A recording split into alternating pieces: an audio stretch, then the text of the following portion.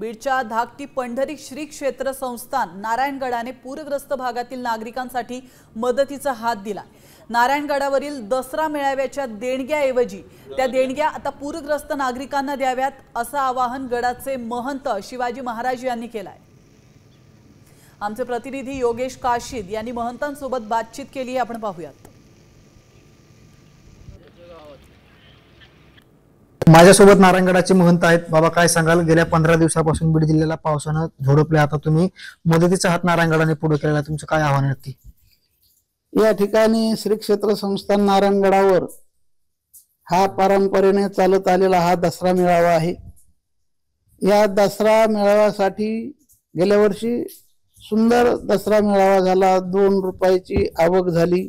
पण या वर्षी पूरग्रस्त शेतकरी अडचणीत असल्यामुळे आम्ही आव्हान करण्यात येत आहे की हा खर्च पाणी नारायणगड स्वीकारेल, कोणीही 2 रुपयाची देणगी देऊ नये।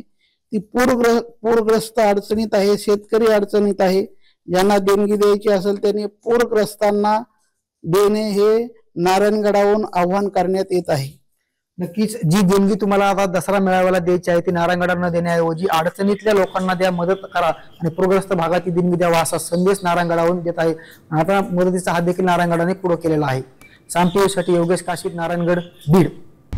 आता isakal.com आहे देशातील नंबर 1 ची मराठी न्यूज वेबसाईट। प्रत्येक अपडेटसाठी isakal.com ला नक्की भेट द्या।